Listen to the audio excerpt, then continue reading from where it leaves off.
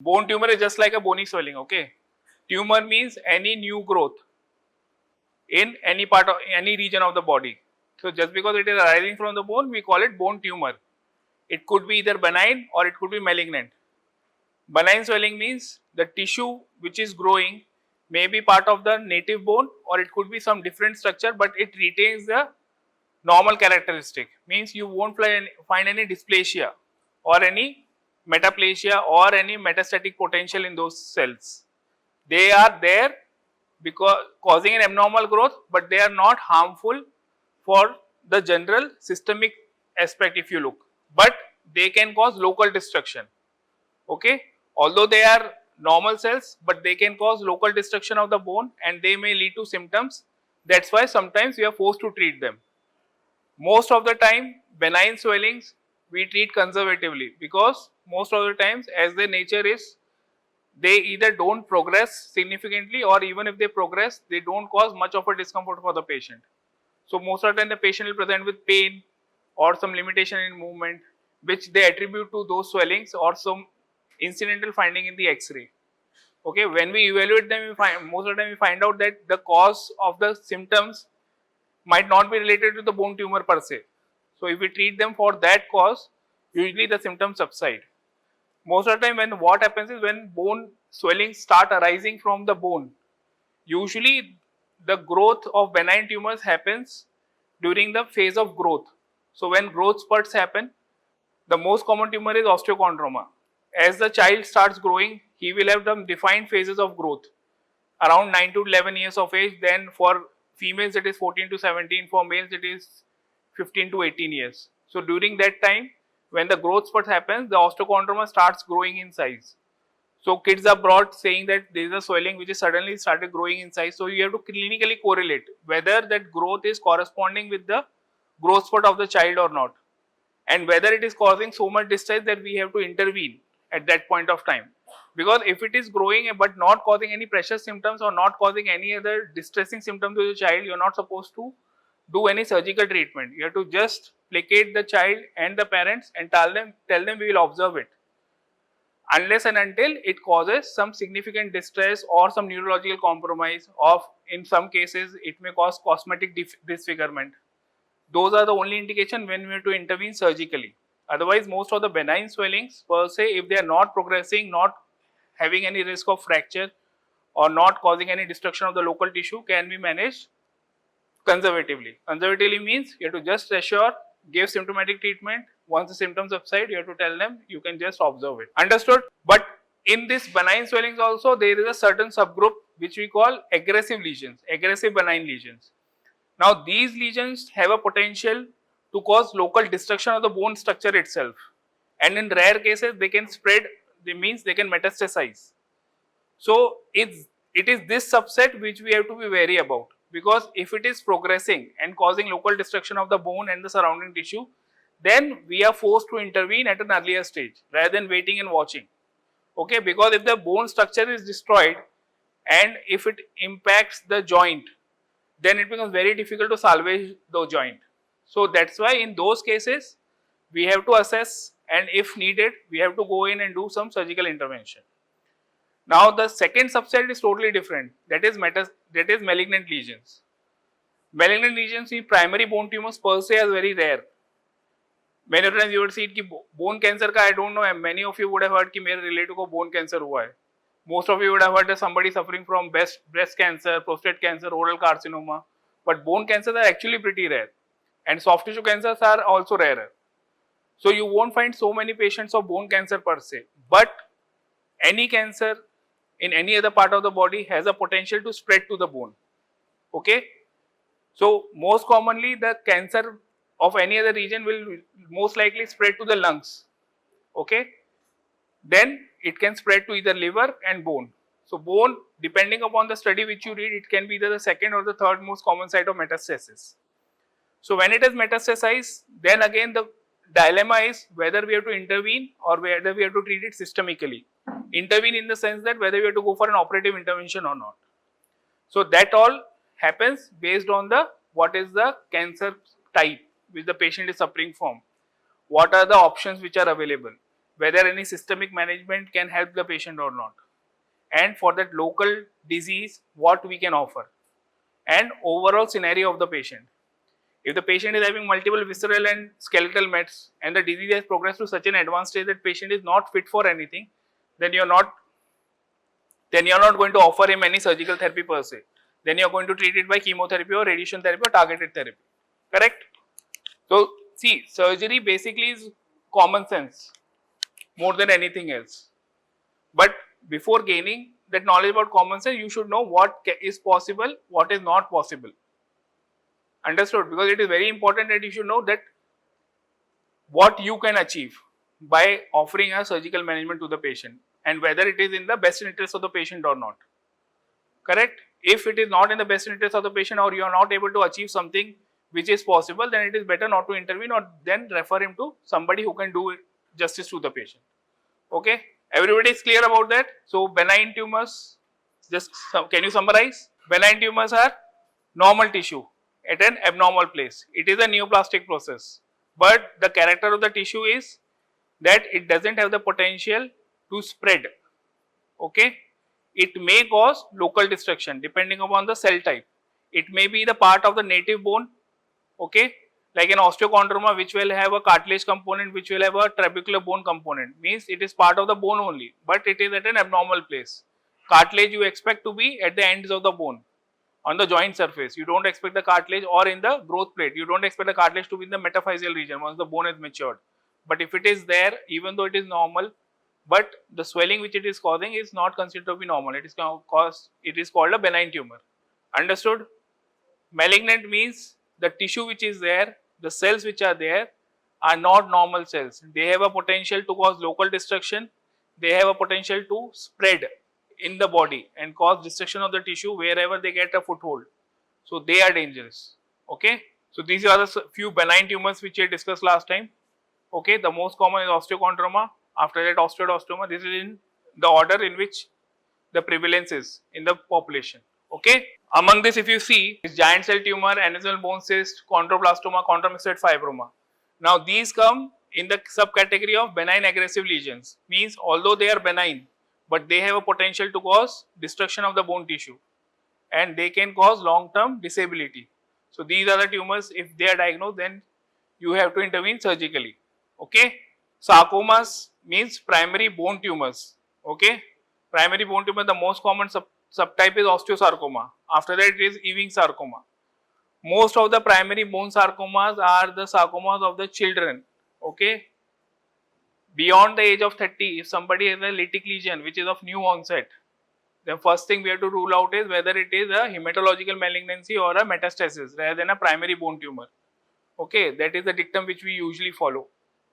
Unless the radiological profile is such that it forces us to first assess him for a primary bone malignancy, because primary bone malignancy after 30 or 40 years of age is rarer. It's not like it is not going to be found, but it is rare. Okay. So after 40, the first thing which we think of is metastasis or hematological malignancy like lymphoma, multiple myeloma, leukemia. Okay. And after that, we consider the third most common possibility could be a primary bone sarcoma. Among older age group, chondrosarcoma is the most common bone sarcoma which is there, primary bone sarcoma. So as I told you, metastatic bone lesions are the most common things. Most common malignant lesions which you will encounter in the general population. The most common cancers in India is,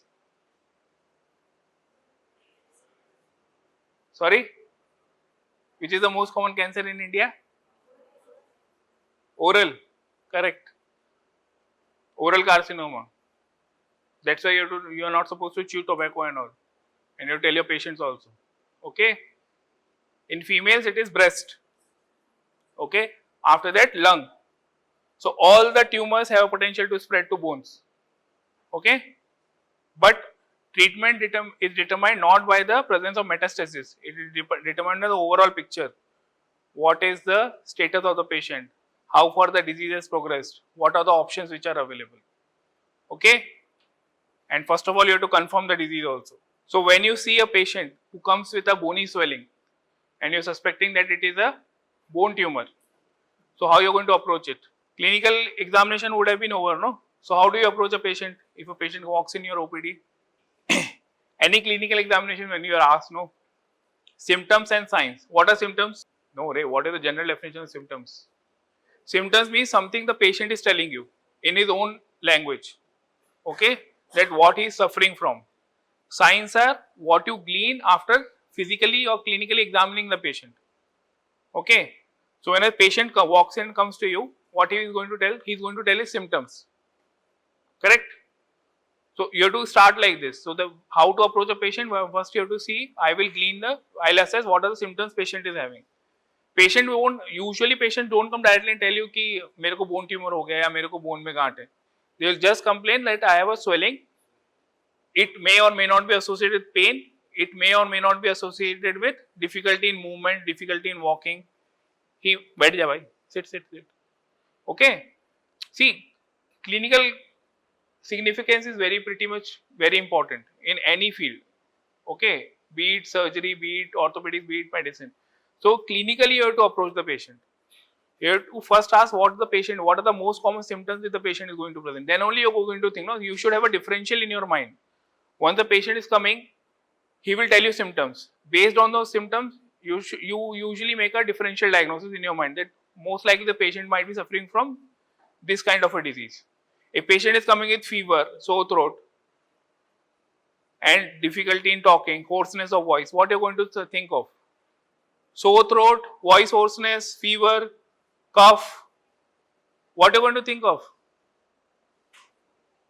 बोल आसिफ, क्या होएगा फिर उसको?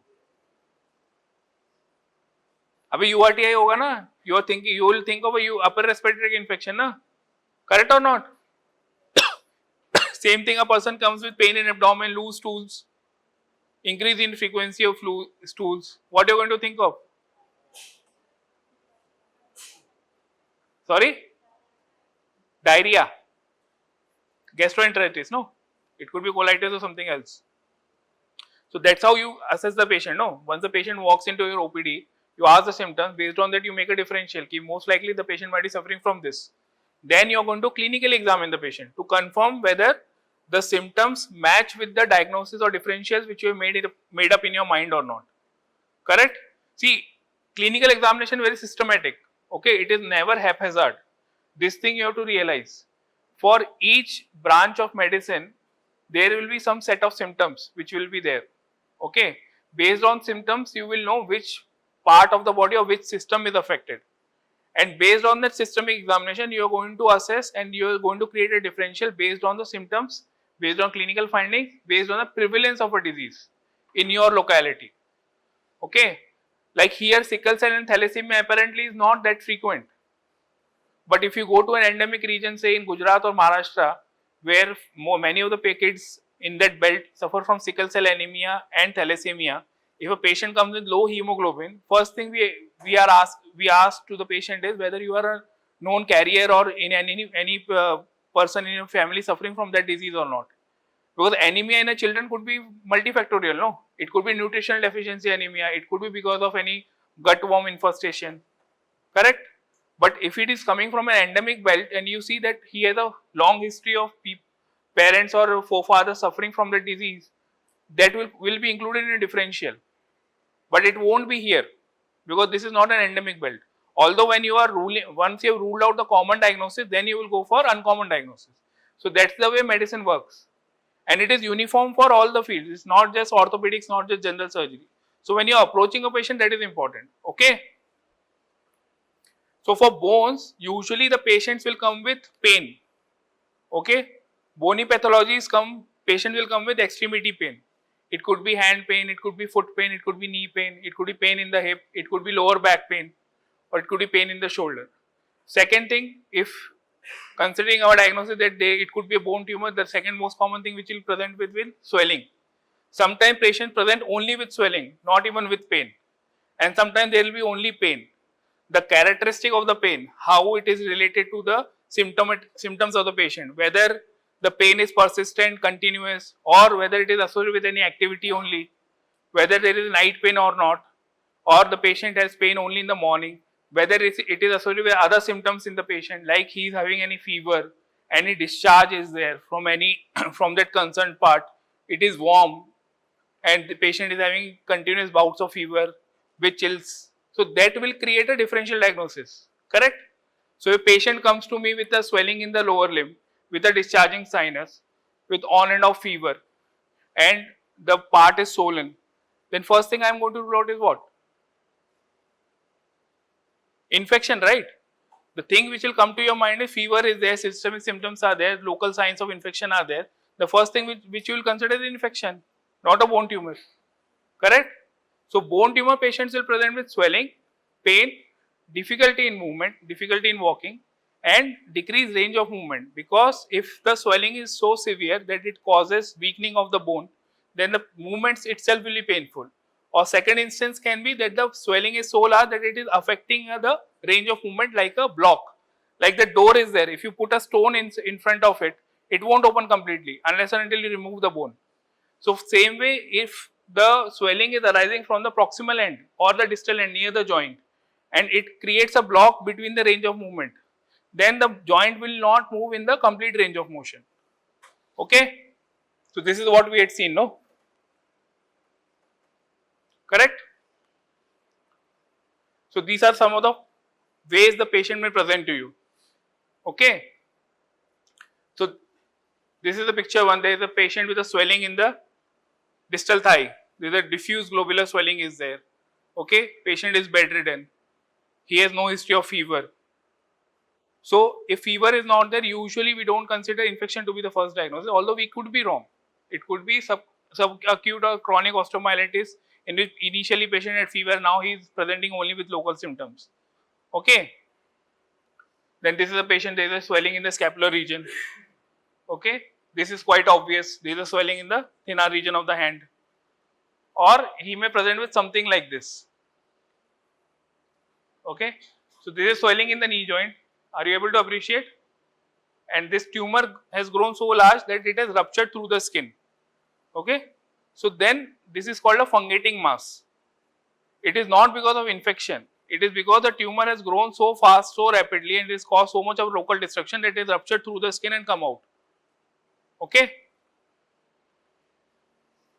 So now comes the clinical examination. Now this is something which you will do, not the patient is going to tell you.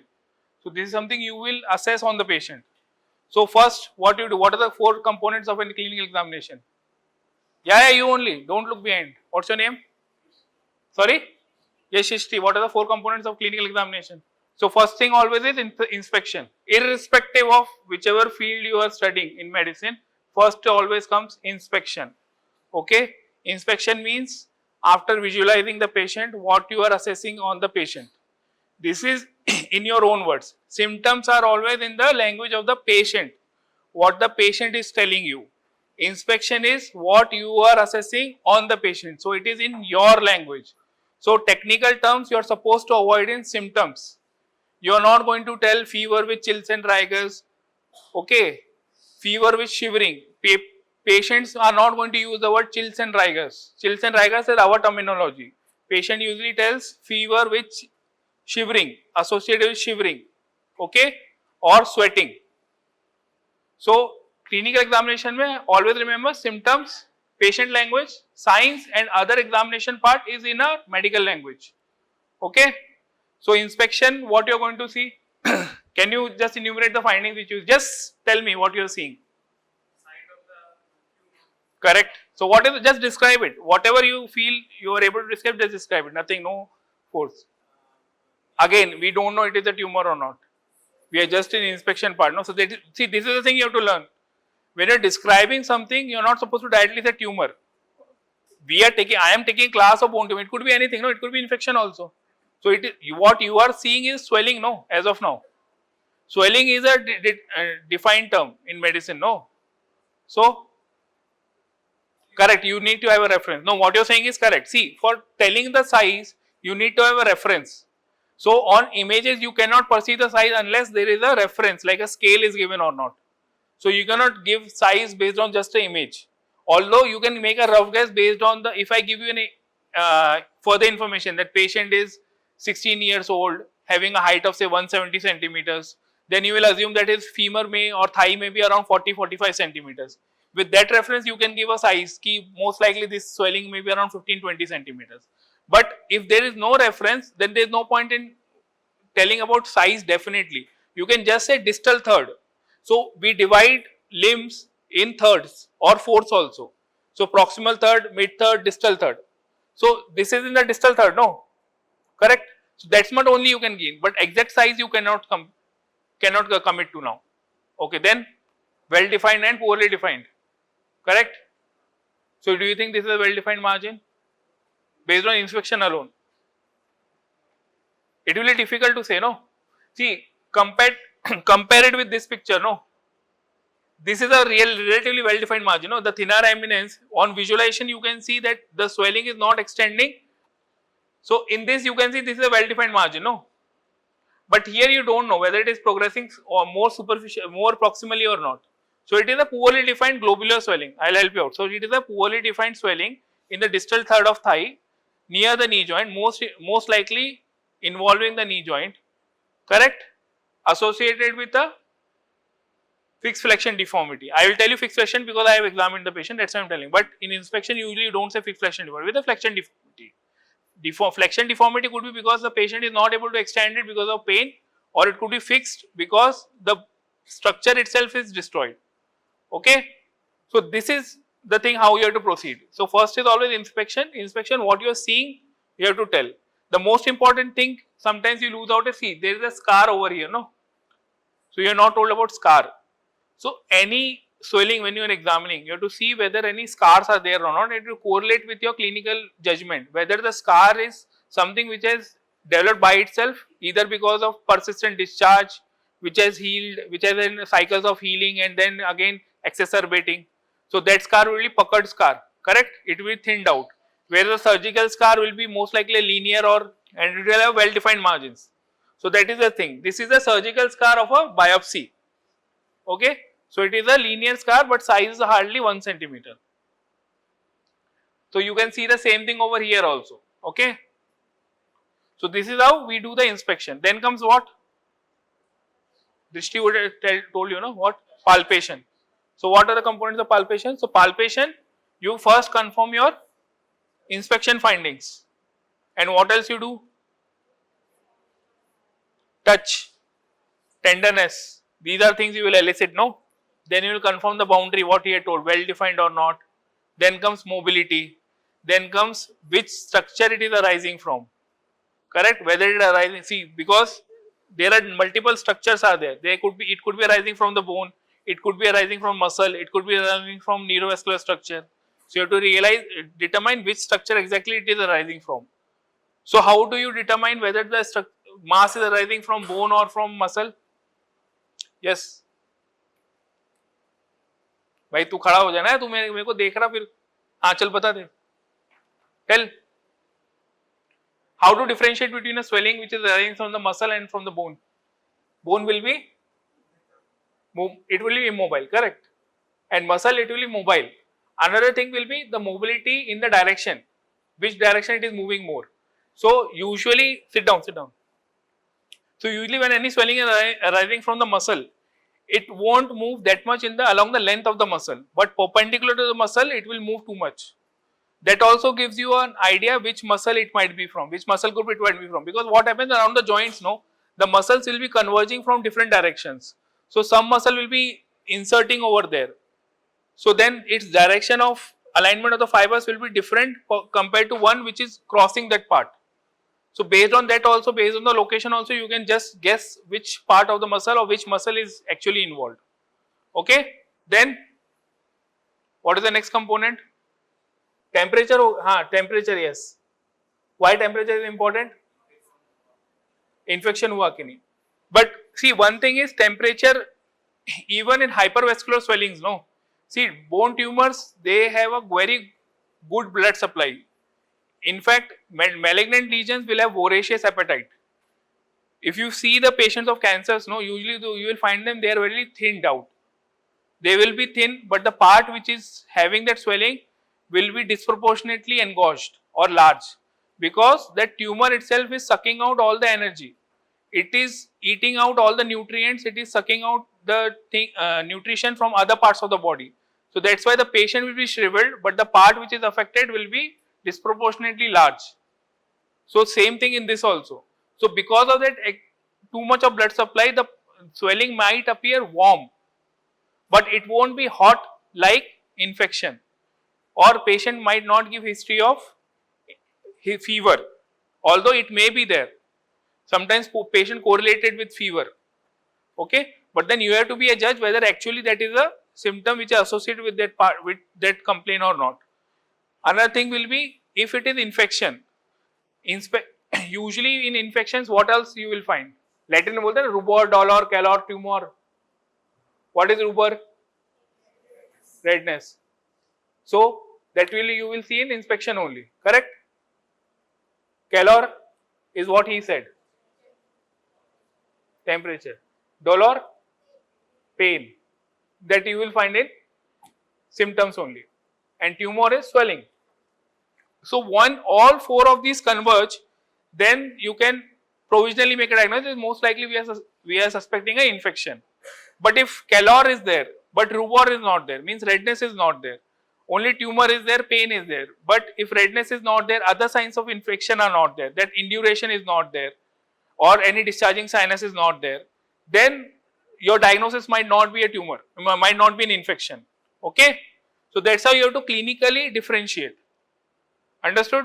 Then percussion, and does percussion have a role in bony swellings? Then thing is range of motion. Okay? The next link, now we'll go little fast. So range of motion you have to see. If it is near the joint, whether the motion is affected or not. You are not supposed to do any clinical examination which is causing pain to the patient. If the patient says I am not able to move and you assume that patient is having pain, you are not supposed to check range of motion then. That is a dictum in all clinical examination. Patient should not have pain. This you should remember in your exams also. You can always say patient had pain, so I didn't check for range of motion. That is acceptable, because if it is a bone tumor and there is a chance of risk of fracture, and why in your manipulation it fractures, then the patient will end up in a very big problem. Okay? And most important thing is neurovascular examination of the distal part, whether vascular supply and sensation is intact or not, because that may totally change, that will determine what management you are going to do on the patient. If neurovascular involvement is there, then even though it is a primary bone sarcoma which is non-metastatic, you might not offer him a salvage. You will offer him a amputation. Okay? So these are the things you have to see. Okay? Basic workup which we do is usually the X-ray of that part, which part is affected. In bone tumors, the dictum which we follow is you have to screen the whole limb in the X-ray, by the X-ray as well as MRI. If you are ordering an MRI, the MRI should be of the whole bone. Suppose the swelling is arising from femur, then the MRI should be of the whole length of the femur, not just the particular part of the femur. Same way X-ray should be of the whole femur. Okay? Then you just screen for with a chest X-ray. If the patient is having a lytic lesion which you suspect to be a bone tumor, and there are multiple metastases in the lung, then most probably the patient already has a metastatic disease. So then the therapeutic options might totally change. Correct? And then blood investigations. Why blood investigations are important? Tumor markers, yes. Tumor markers to rule out malignancy of unknown origin. Like if 40 years a patient is there and you're suspecting it to be a metastatic lesion, then you do some tumor markers. Like in elderly male, you will do a PSA, you will do CEA, you will do CA 19.9. Okay? In females, CA 125 you will do, CEA and CA 19.9 you will do. Along with that, you do baseline investigation to just know the baseline of the patient, whether he is having anemia or not, whether platelets counts, everything is normal or not. Okay? This is important because no bone tumor you can confirm without a biopsy. There are very few diagnoses which you can make on an X-ray or a radiological investigation. If you are suspecting any aggressive lesion in a patient, then the next step would be to confirm your diagnosis. Whether it is a malignancy, then biopsy is a must. Aggressive bone lesion, biopsy is a must. So for planning a biopsy, you need to do these investigations. Okay? Usually we follow certain rules when you're doing a bone biopsy. When you're doing a bone biopsy, The biopsy ideally should be done in the center, which is planning the further management of the patient. Okay, because if the management is being planned, suppose a salvage is being planned for the patient, then the scar which is there, that will be removed at the time of surgery. So that's why the biopsy should be targeted, it should be pre-planned, so that when you're planning to operate on the patient, the scar will also be excised out. So it should be along the line of incision of the future surgery if it is needed. Okay, then usually we do core needle biopsies. Open biopsies, as of now, there are very few indications for doing an open biopsy. Only when your repeated needle biopsy is negative, then only we do an open biopsy. Otherwise nowadays we only do core needle biopsies. Okay. Then third thing is bleeding and all is pretty much less in a needle biopsy. You get adequate amount of tissue with which you can confirm a diagnosis without causing significant pain and symptoms to the patient. So when you are looking at an X-ray of the patient, when you look at a bone tumor X-ray, you have to read what is the X-ray part of, which part of the bone you are reading. Okay, I think we had come to this part, no, last time. Somebody had answered last time also. You people were not there. So which part is this? Huh? Which part of the body is this? Two bones are there, no? There are in the body, there are only two regions where you have two parallel bones. One is forearm, one is leg. So which part is that? Leg, correct, because the one bone is too large. So this is lateral view of knee with leg of a patient, no? You can see this fibula, this is the fibula, this is the tibia, and you can see a physis also. So physis का मतलब क्या है? Adult, child, correct. Physis, no, physis won't be there in adults. You will have a physeal scar only. If there is a unfused physis, it is the X-ray of the child. This is humerus. Okay, shoulder, this is a shoulder joint, this is the lytic lesion with a well-defined border. This is, जोर के बोलो, radius. Are you sure? Then what is this? See, there is a single bone. See, now you will be in a situation where you have to start reading X-rays also. Okay, so you need to know the basic anatomy. If it is radius, then it has to articulate with multiple carpal bones, no? And the shape is not matching the radius for that matter. This is an ankle joint. Okay, this is talus, no? Radius articulates with at least two carpal bones, scaphoid and lunate. Correct? This is radius. See, you can see two different bones, no? And this is ulna. So based on the X-ray, you have to see where the lesion is exactly located. Whether it is epiphysis, metaphysis, diphysis, which part of the bone it is located, whether it is what destruction it is causing, whether it is causing expansion of the bone or not, what kind of matrix is there, means whether the bone, the tumor tissue is forming any bone osteoid or not. Okay. So this is a typical lesion, and this is what? This is the middle phalanx. So there is an expansile lytic lesion in the phalanx, middle phalanx to be precise. Right hand, left hand we don't know because it is not marked. Okay. So there is an expansile lytic lesion with some osteoid matrix is there. Expansile, why? Why we call it expansile? Because the diameter of this lesion is more than the diameter of the normal bone. So the cortex is expanded over here. Same way if you see this lesion is also causing expansion. Correct? Whereas here the lesion is not causing any expansion. This is distal femur. The lesion is pretty much within the defined boundary of the bone. It has not caused any change in the diameter of the bone per se. Here if you see there is some expansion is there. Here also you see there is expansion is there. So you have to assess these things only. What is the site of the lesion? What it is doing to the bone? Whether it is causing destruction of the bone or not? Whether it is causing expansion of the bone or not? Correct? What the bone is doing to the lesion? Whether the bone is trying to heal it. If the bone is trying to heal the lesion, then there will be a sclerotic rim will be there. You can see this over here, no? This part is more dense, radio dense. So it means this bone is trying to heal this lesion and it's trying to contain the destruction which the lesion is trying to cause. So this goes more in favor of a benign lesion. Whereas if you come over here, the whole bone is involved. Okay. there is no definite boundary between the normal bone and the abnormal bone, the lesion per se. So the lesion is growing so fast that it is causing destruction of the bone, and the bone is not able to cope up with that destruction. So then this goes more in favor of a malignancy or an aggressive lesion. Okay. Similar here also, if you see, this is well defined per se. Okay, there is a sclerosis there around the margins, which means this goes more in favor of a benign lesion, because the bone is trying to heal it, although it is not able to do it. Then the periosteal reaction which is there, you have to assess that on the X-ray. Okay, so this is called Codman's triangle.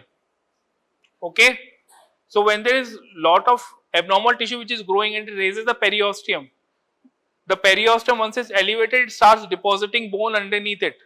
So we will see this triangle. Okay, this is the raised periosteum, and this radiodense structure is because the periosteum is trying to lay down the bone, and this resection is causing it to raise. So this is called Codman's triangle. Then here also you will see some periosteal reaction. Here you will see laminated periosteal reaction. Laminated periosteal reaction usually signifies infection and in bone malignancies like Ewing sarcoma, where there is cycle of destruction and healing happening. So when the cycle of destruction happens, the bone expands, the periosteum will be elevated, then suddenly it regresses. So whatever elevation has happened there, some new bone will form, then again destruction happens, again it is elevated. And this is solid periosteal reaction. Solid periosteal reaction usually denotes benign lesions, okay, or stress fractures, because solid periosteal reaction is sign of healing. You rarely find solid periosteal reactions in primary bone malignancies per se. This is usually found in long-standing lesions and in osteoid osteoma, where there is a lot of osteoid formation is there. Okay.